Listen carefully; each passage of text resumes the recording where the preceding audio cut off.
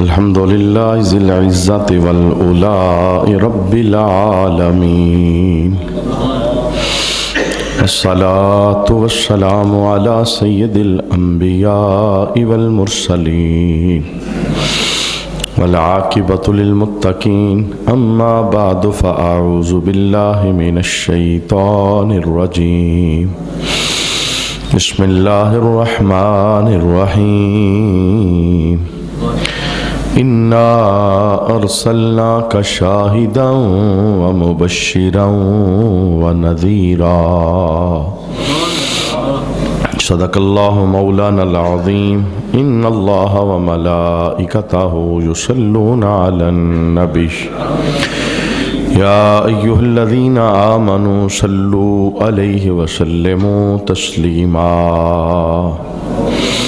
اللہم صل علی سیدنا ومولانا محمد وعلى آل سیدنا ومولانا محمد وبارک وسلم وصل علیہ، الصلاة والسلام علیکہ یا سیدی یا رسول اللہ، الصلاة والسلام علیکہ یا سیدی یا حبیب اللہ، الصلاة والسلام علیکہ یا سیدی یا شفیع المذنبین، وعلی آلک واصحابک یا سیدی یا رحمت للعالمین۔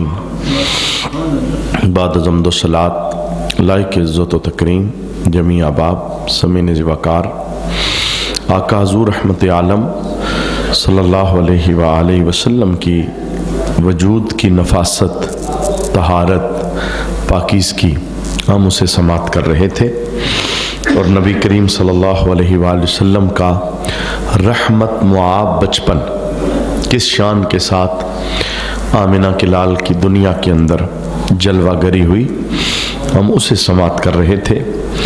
اور آج کی نشست کے اندر ہم یہ دیکھیں گے کہ رب کائنات نے جس وجود کو اپنی ذات کا گواہ بنایا اور کائنات والوں کے سامنے محبوب کریم علیہ السلام کے وجود کو پیش کیا کہ جس نے مجھ تک پہنچنا ہے وہ میرے محبوب تک پہنچے، اسے میرے جلوے نظر آنا شروع ہو جائیں گے۔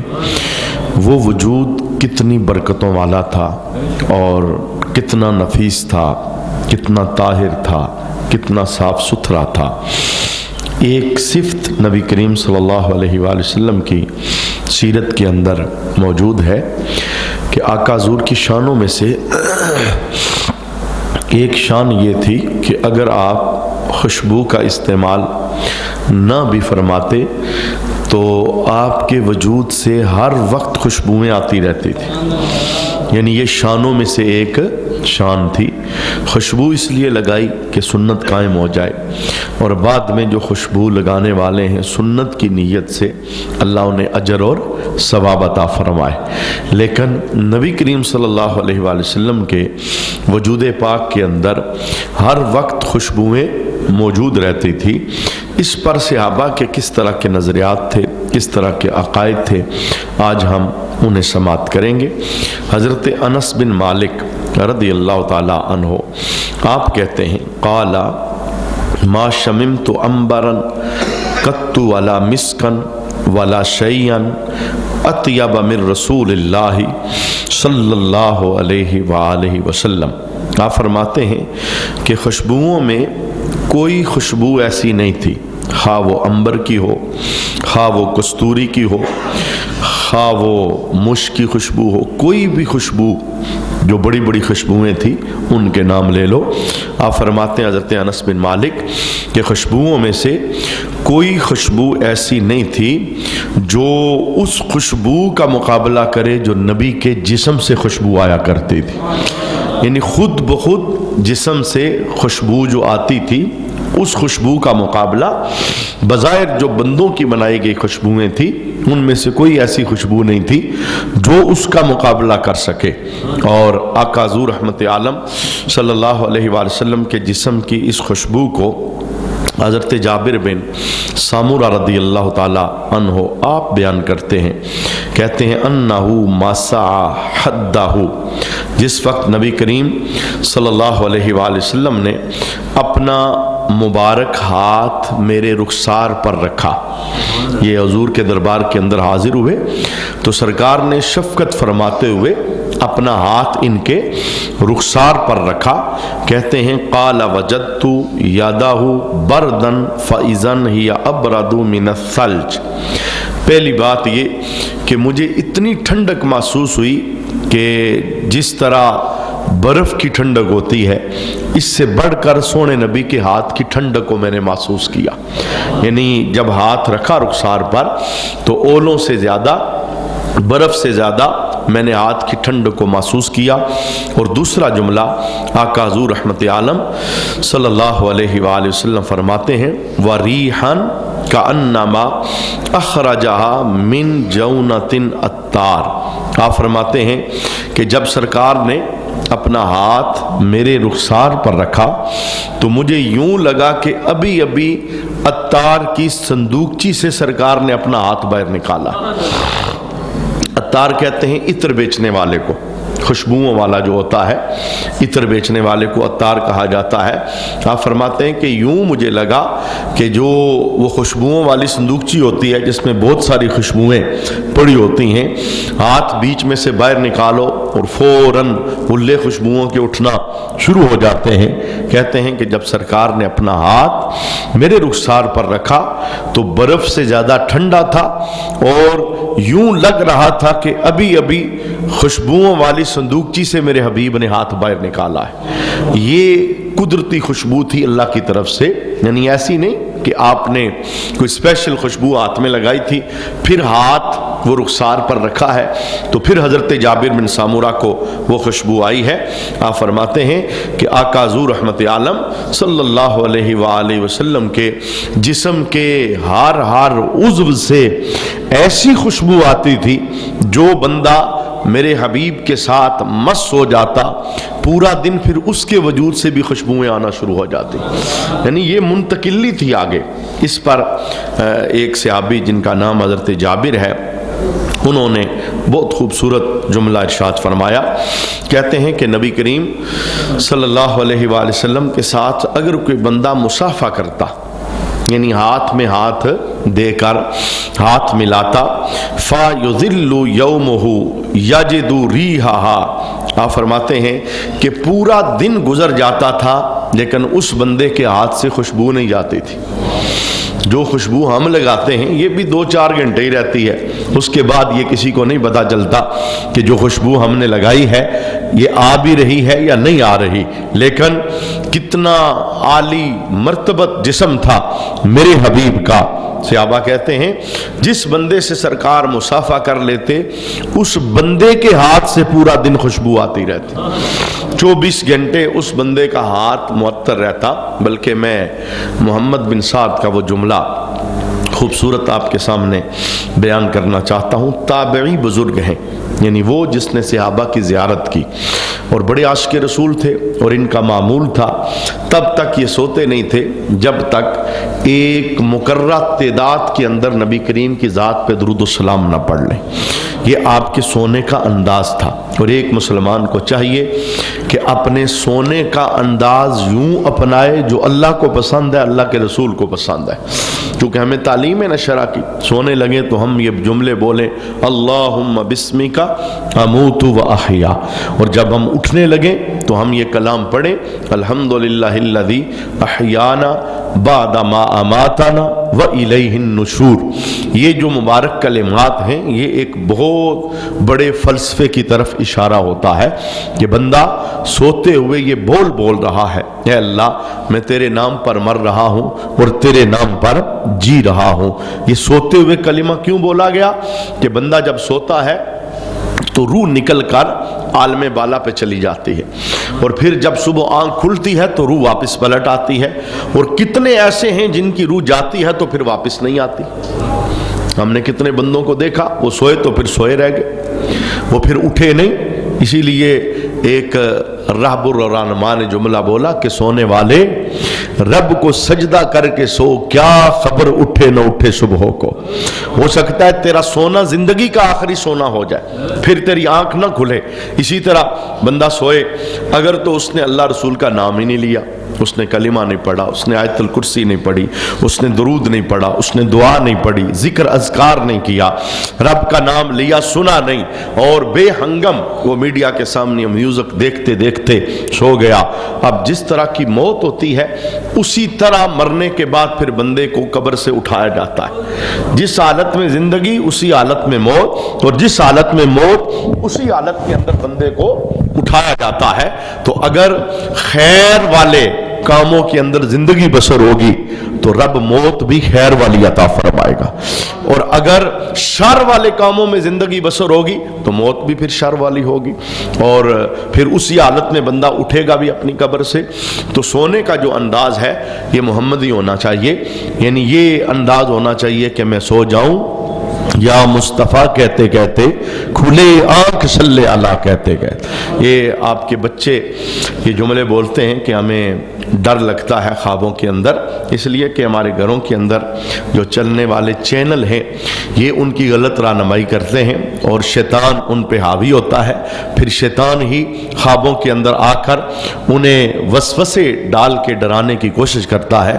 تو اپنے بچوں کے اندر بھی اس عادت کو پختہ کیجئے، رب کا نام لینا آج یہ شروع کریں گے تو جب بلوغت میں قدم رکھیں گے تو اللہ خود ہی ان کی زبانوں پہ اپنا نام جاری فرما دے گا۔ اور اگر آج بے ہنگم اس یورپی کلچر اور طریقے کو اپناتے ہوئے یہ اللہ کا نام لیے بغیر سو جائیں گے تو پھر یہ اثر ان کی پوری زندگی پر حاوی رہے گا۔ تو محمد بن سعد تابعی بزرگ ہیں، جتنے یہ اللہ کے قرب والے بندے تھے، ان کی عادت یہی ہوتی تھی کہ یہ سوتے ہوئے بھی رب کا نام لیتے تھے، جاگتے ہوئے بھی رب کا نام لیتے تھے۔ تو یہ سونے سے پہلے انہوں نے ایک تعداد مقرر کی تھی کہ میں اتنی تعداد میں نبی کریم صلی اللہ علیہ وآلہ وسلم کی ذات والا شان پر درود پڑھوں گا، اور جب تک میں درود نہ پڑھ لوں تب تک میں نے سونا نہیں۔ اچھا ایک دن کیا ہوا، آپ رات کو درود پڑھ کے سو گئے، اور کہتے ہیں کہ جب میں خواب کے اندر سویا تو میری قسمت انگڑائی لے کے جاگ اٹھی، خواب کے اندر رب نے اس نبی کا دیدار عطا فرمایا جس پہ میں درود و سلام پڑھا کرتا تھا۔ تو سرکار نے خواب کے اندر آ کے ایک جملہ بولا، فرمانے لگے کہ اپنے ہونٹ اور اپنے لب میرے قریب کر، جن لبوں سے تو درود پڑھتا ہے میں محمد انہیں بوسہ دینا چاہتا۔ کہتے ہیں مجھے حیا آ گئی کہ میں اپنے لبوں کو کیسے قریب کروں، میں نے اپنا رخسار سرکار کے قریب کیا، اور خواب کے اندر اللہ کے حبیب نے میرے رخسار پر بوسہ دیا، یعنی حضور کے ہونٹ وہ میرے رخسار کے اوپر لگے۔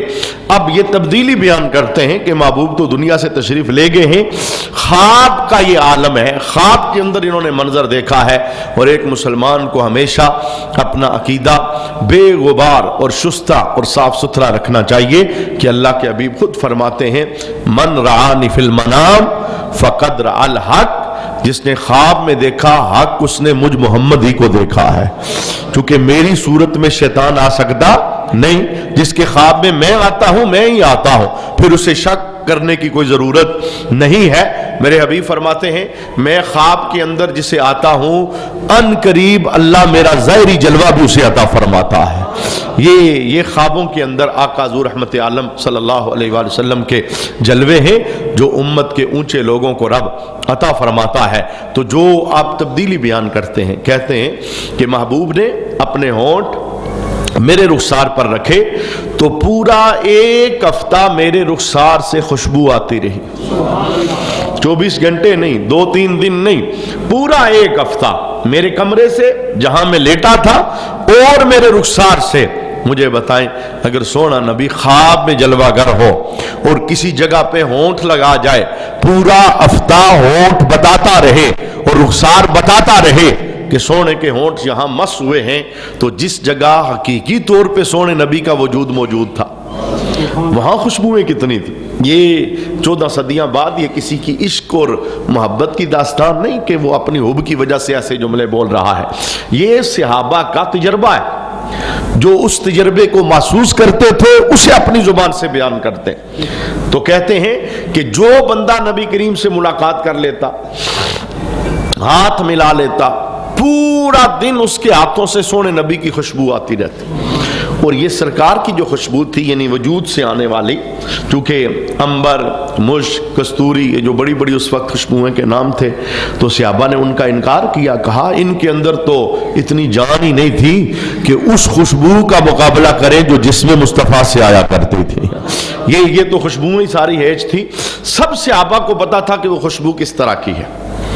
اچھا، دوسرا جملہ جس کو حضرت جابر بن عبداللہ روایت کرتے ہیں، کہتے ہیں لم یکن النبی یمر فی طریق، نبی کریم صلی اللہ علیہ وآلہ وسلم گزرتے ہوئے جب کسی گلی کے اندر راستہ اختیار کرتے، مدینہ شریف کے اندر جب کسی گلی میں سرکار کا گزر ہو جاتا، اب سرکار تو تشریف لے جاتے، فَيَتْبَعُ أَحَدٌ، اور پھر سرکار کے جانے کے بعد کوئی بندہ کافی دیر بعد اس گلی سے گزرتا.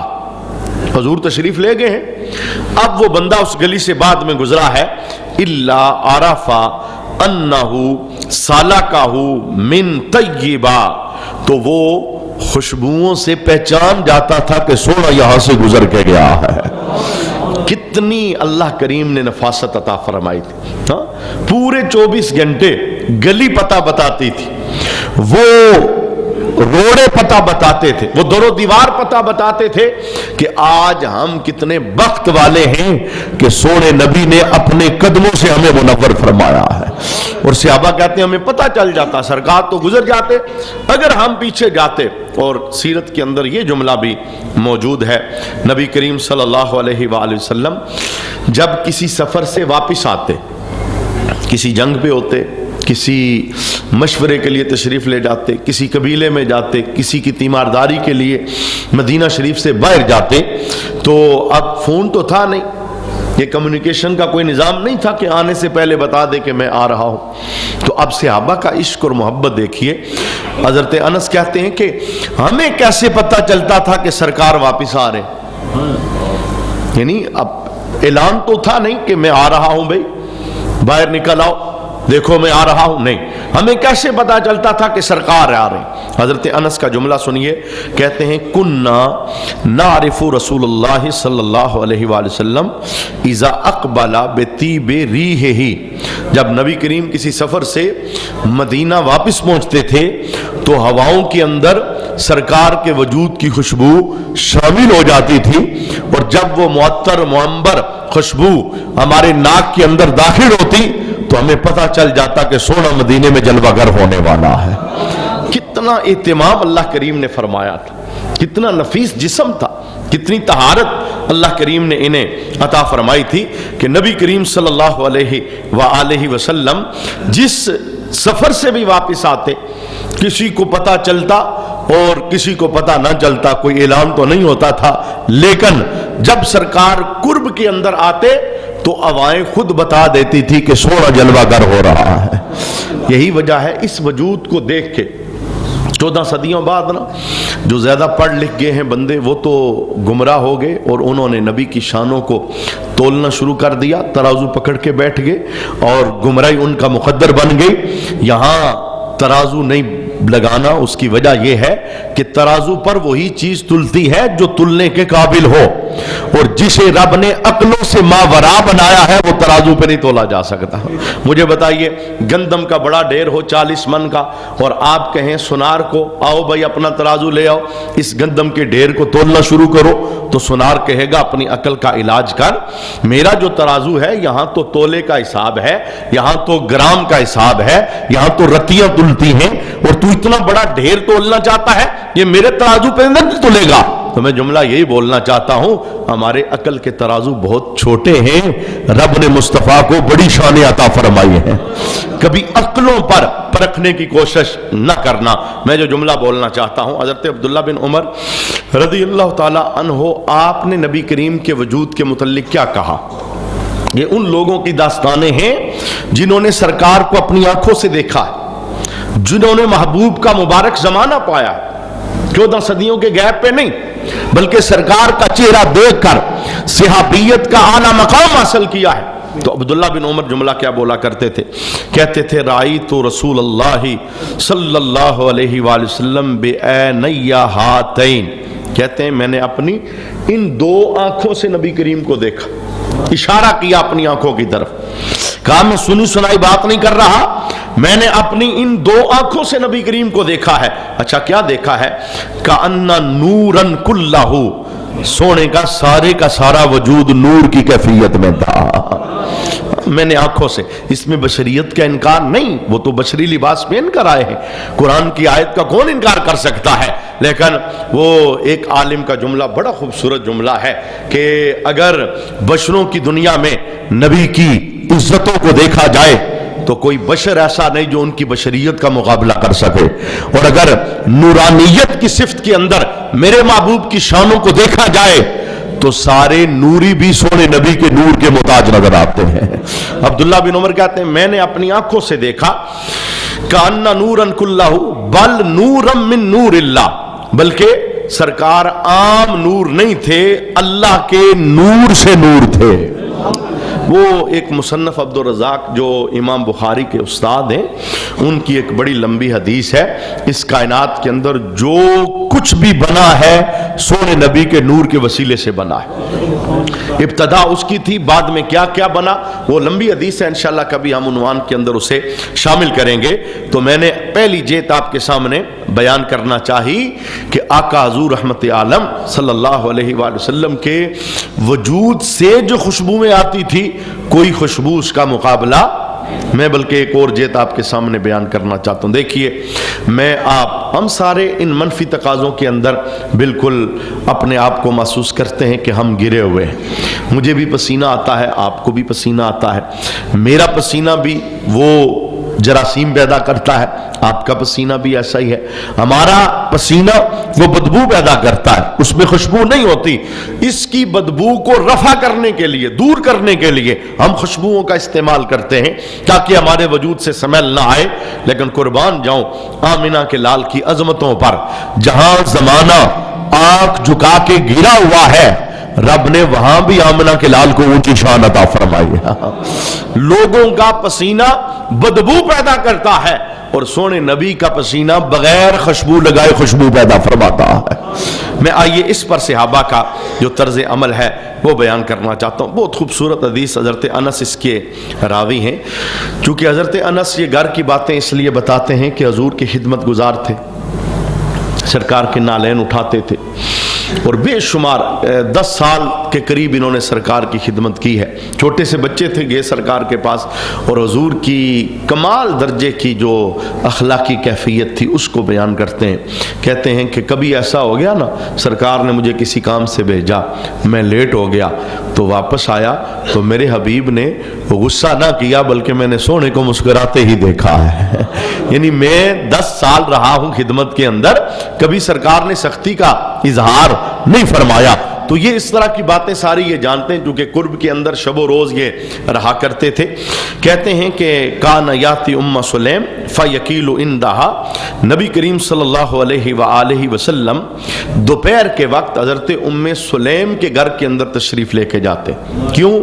وہاں حضور قیلولہ فرمایا کرتے تھے، اور جو لوگ تہجد کی نماز کے عادی ہیں ان کے لیے دن کا یعنی دوپہر کے وقت تھوڑی دیر کے لیے سو جانا یہ نبی کریم کی سنت ہے۔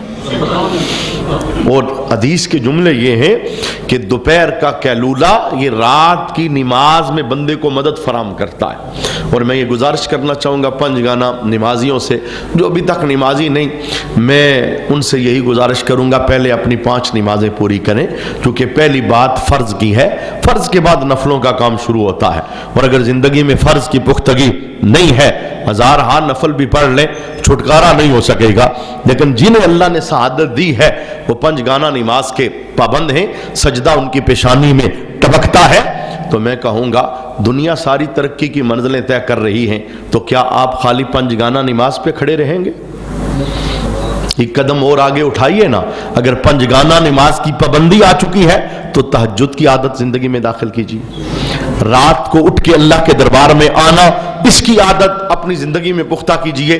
اور یہ سردیوں کی ابھی لمبی راتیں آ رہی ہیں, سو سو کے بھی آپ تھک جائیں گے اور آپ کہیں گے رات ختم ہونے کا نام نہیں لے رہی. اور کتنے ایسے ہیں جن کی پچھلے پیر آنکھ کھل جاتی ہے لیکن وہ دیکھتے رہتے ہیں بھئی مسجد کا ٹائم ہو تو پھر میں جاؤں مسجد. میں کہتا ہوں یہ غنیمت ہے, یہ موقع غنیمت ہے. کل ایسا ہو جائے گا آپ اٹھنا چاہیں گے, درد آپ کو اٹھنے نہیں دیں گے اور جسم کی کمزوری آپ کے اٹھنے کے رستے میں رکاوٹ بن جائے گی. آئیے ان لمحوں کے اندر اللہ کے دربار میں پیش ہو جائیے, جو مانگیں گے میرا رب عطا فرمائے گا. یہ پچھلی راتی رحمت رب دی کرے بلند آوازہ, بخشش منگن والے کارن کھلا ہے دروازہ. اللہ سے بات کرنا سیکھیے. اور اس نے کوئی قید نہیں لگائی کہ جناب مولانا صاحب آئیں تو میں مانوں گا, حافظ صاحب آئیں تو میں مانوں گا, کوئی پیر صاحب آئیں تو مانوں گا, فلاں بندہ آئے تو مانوں گا. اس نے اپنے بندوں کے لیے بڑا کھلا میدان سجایا ہے. میرا بندہ ہو, کلمہ پڑھنے والا ہو, جب بھی آنا چاہتا ہے ہاتھ اٹھائے گا, میں رب اپنی رحمت عطا فرماؤں گا. تو عرضی اپنی پیش کیجئے اپنے لہجے میں, اپنی آواز میں, اپنے انداز میں. وہ ہماری آوازوں سے بھی ماورا ہے, وہاں لفظوں کی بھی حاجت نہیں ہے, وہاں تو دل کا تار جوڑیں گے رب رحمت عطا فرما دے گا. تو میں نے یہ اشارہ دیا کہ سرکار کی عادت مبارکہ تھی, کیونکہ ہمارے اوپر 5 نمازیں فرض تھی اور نبی کریم پر 6 نمازیں فرض تھی. تہجد کی نماز سرکار پر فرض تھی اور آقا حضور رحمت عالم صلی اللہ علیہ وسلم اس کا بڑا اہتمام فرمایا کرتے تھے. اسی لیے ایک صحابی کہتے ہیں آدھی رات کے وقت, جس وقت میں نبی کریم صلی اللہ علیہ وسلم کو دیکھنے کے لیے مسجد میں گیا, کہ دن تو سرکار کا ہمارے سامنے ہوتا ہے, رات کو سرکار کیا کرتے ہیں میں یہ دیکھوں. تو وہ کہتے ہیں میں نے دیکھا کہ مسجد کے کونے کے اندر سرکار مصلی پہ کھڑے تھے اور قرآن پڑھتے جا رہے تھے اور روتے جا رہے تھے, اور حضور کے مبارک سینے سے اس طرح کی آواز آ رہی تھی جیسے ہانڈی کے اندر پانی ڈال کر اسے آگ پہ رکھ دیا جائے تو جو پانی ابلنے کی آواز آتی ہے, اس طرح کی آواز میرے حبیب کے سینے سے آ رہی تھی. اور سرکار جب نماز سے فارغ ہوئے تو بلند آواز سے میرے حبیب نے ایک جملہ بولا, یا ایھا الناس اذکروا اللہ, اے لوگو اللہ کا ذکر کرو. وجہ کیا ہے؟ موت تمہاری طرف آ رہی ہے, تم موت کی طرف جا رہے ہو. اللہ کا ذکر کرو, یہ اللہ کا ذکر. اور میں اسی وسیلے سے یہ جملہ بولنا چاہتا ہوں. دن تو ہم جاگ رہے ہوتے ہیں نا, اور سوتے ہوئے آنکھ بند ہونے کے چانس ہوتے ہیں, اور بارہا تجربات وہ ہماری نگاہوں کے سامنے گزرے ہیں. ہمیں اپنی راتوں کو پاک رکھنا ہے, اپنی خلوتوں کو پاک رکھنا ہے. ہم مسلمان ہیں, کلمہ پڑھنے والے ہیں, ہمارا موت پر بڑا یقین ہے. یہ ہمارے انصر بھائی بیٹھے ہیں, ابھی عمرے کی سعادت حاصل کر کے واپس آئے. ان کے گاؤں کے ایک بزرگ حاجی رمضان صاحب, بابرکت نام ان کا, جمعے کے اندر آ گیا. وہ بھی ان کے ساتھ سفر میں تھے, اور رات وہ نماز پڑھنے کے بعد اپنے بستر پر سو گئے, اور رات کے کسی پیر کے اندر ایک مرتبہ اٹھے بھی, لیکن پھر وہ سوئے تو مدینے ہی کے اندر ہمیشہ کے لیے سو گئے. ہاں, ان کی موت تو بختوں والی موت تھی, نبی کے قدموں میں, نبی کے شہر کے اندر اللہ نے عطا فرمائی. لیکن جناب اگر خلوت ہماری گندی ہو اور رات ہماری گندی ہو اور میوزک کے سامنے رات بسر کریں, پھر آنکھ بند ہو جائیں, بتاؤ کیا کہیں گے آپ؟ یہ ابھی سوشل میڈیا پر ایک چیز وائرل ہو رہی ہے, کوئی گانے والا بندہ تھا, ہمیں اس کی زندگی سے کوئی لینا دینا نہیں, اللہ معاف کرنے والا ہے, ہو سکتا ہے رب اسے معاف فرما دے. لیکن ظاہر تو ایک چیز نظر آتی ہے نا کہ شادی کے کسی پروگرام سے وہ 7 دوست واپس آ رہے تھے, اور یہ بھی کہا گیا کہ نشے کی حالت میں تھے یا جس طرح بھی تھے, رب بہتر جانتا ہے. بارکیف وہ حج کر کے واپس نہیں آ رہے تھے, وہ محفل میلاد سے واپس نہیں آ رہے تھے, وہ مسجد سے فرض پڑھ کے نہیں آ رہے تھے واپس, وہ شیطان کو راضی کرنے والے پروگرام سے واپس آ رہے تھے. ساتوں کے ساتھ اللہ کے دربار میں پہنچ کے جانا تو ہر ایک ہے نا. میں سب کو یہی بتا رہا ہوں, رات ہماری کیسے ہے ہم جانتے ہیں. اس رات کو آباد کرو اللہ کے نام کے ساتھ. اگر زندگی کی آخری رات ہوئی تو رب عام موت نہیں دے گا, رب شہادت والی موت عطا فرمائے گا. اور جب بندے کی زبان پر رب کا نام جاری رہتا ہے, اسے تو ایک لمحے کے لیے بھی فکر نہیں ہوتی, اسے تو ایک لمحے کے لیے بھی ڈر نہیں ہوتا. آنکھ بند ہوگی تو کیا ہوگا, بلکہ میں تو یوں کہتا ہوں وہ تو رات تیاری کر کے سوتا ہے. وہ تو رات تیاری کر کے درود پڑھ کے دعا پڑھ کے اور اللہ کا نام لے کے توبہ استغفار کر کے سوتا ہے، مالک اگر میں تیرے پاس آ جاؤں ایمان والی موت عطا فرمانا، تو پھر جانے سے پہلے اللہ خود ہی اس کی زبان پہ کلمہ جاری فرما دیتا ہے۔ یہ کیا اتنے لوگ ہم نے نہیں دیکھے؟ میرے حبیب کے دربار کے اندر جو بندہ آیا پچھلی صف کے اندر، تو اس کے آنے سے پہلے سرکار نے فرمایا ابھی جنتی تمہارے پاس آئے گا، وہ آ کے بیٹھ گیا۔ پھر دوسرے دن محفل سجی، پھر فرمایا ابھی جنتی تمہارے پاس آئے گا، وہ آ کے بیٹھ گیا۔ تیسرے دن محفل لگی تو پھر فرمایا ابھی جنتی بندہ تمہارے پاس آئے، وہی بندہ تھا جو 3 دن مسلسل آ رہا تھا۔ عبداللہ بن عمر کہتے ہیں محفل ختم ہوئی، میں اس کے پیچھے اس کے گھر میں چلا گیا، میں نے کہا میرا گھر میں جھگڑا ہوا ہے، میں کچھ راتیں تیرے پاس رہنا چاہتا ہوں۔ میرے دل میں یہ بات تھی کہ یہ عمل کیا کرتا ہے، کہ نبی کریم نے 3 مرتبہ اس کی جنت کا اعلان فرمایا ہے۔ اچھا، جو عمل اس نے زبان سے بیان کیا وہ بھی، اور جو عبداللہ بن عمر نے آنکھ سے دیکھا وہ بھی، وہ میں آپ کو بیان کرتا ہوں۔ عبداللہ بن عمر کہتے ہیں وہ تو رات کو سو جاتا تھا، عشاء پڑھ کے سو جاتا تھا، اور میں رات جاگ کے دیکھتا رہتا کب اٹھے گا کب پڑے گا۔ وہ کہتے ہیں کہ ایک جملہ وہ میں نے دیکھا، اپنی آنکھوں سے کانوں سے سنا، جب وہ بندہ کروٹ بدلتا تھا اس کے لبوں پہ رب کا نام جاری ہو جاتا تھا۔ مجھے بتاؤ، جو بندہ کرتا ہے وہی تو زبان پہ جاری ہوتا ہے، جو دن کے اندر زبان پہ جاری رہتا ہے رات میں بھی وہی زبان پہ جاری ہوتا ہے۔ اور پھر کہتے ہیں کہ میں اس کے عمل کو کم جاننے لگا کہ عمل تو اس کا کوئی نہیں، اتنا بڑا یہ اللہ کے دربار سے اسے جنت کا سندیسہ 3 مرتبہ محبوب کی زبان کے ذریعے کیسے ملا ہے۔ کہا میں جاتے ہوئے اس کا ہاتھ پکڑ کے بولنے لگا کہ میں تو جاسوسی کرنے آیا تھا، تو بتا تیرا عمل کون سا ہے، مجھے تو کچھ نظر نہیں آیا۔ اس نے کہا میرا چھوٹا سا عمل ہے، میرا دل مسلمانوں کے لیے صاف ہے، کوئی کھوٹ نہیں دل کے اندر، اسی وجہ سے رب کے محبوب نے 3 مرتبہ میری جنت کا اعلان فرمایا۔ تو میں نے یہ رات کے حوالے سے ایک جملہ آپ کے سامنے بول دیا، اللہ ہمیں تہجد کی عادت نصیب فرمائے۔ تو نبی کریم صلی اللہ علیہ وسلم ام سلیم کے گھر کے اندر آیا کرتے تھے سونے کے لیے، آپ فرمایا فَتَبْسُطُ لَهُ نِتْعًا فَيَقِيلُ عَلَيْهَا، چمڑے کا ایک بستر میں سرکار کے لیے بچھا دیتی تھی۔ وَكَانَ كَثِيرَ الْعَرْقِ، سرکار کی سیرت میں ہے کہ حضور کو پسینہ بہت زیادہ آتا تھا۔ فَكَانَ تَجْمَعُ عَرْقَهُ وَتَجْعَلُهُ فِي الطِّيبِ وَالْقَوَارِيرِ، ام سلیم کہتی ہیں محبوب جب کیلولہ فرما کے اٹھ کے چلے جاتے تو میں چمڑے کے بستر سے مبارک پسینہ اکٹھا کر کے ایک شیشی کے اندر ڈال لیتی۔ مجھے بتاؤ، پسینہ بھی اکٹھا کرنے والی کوئی چیز ہے؟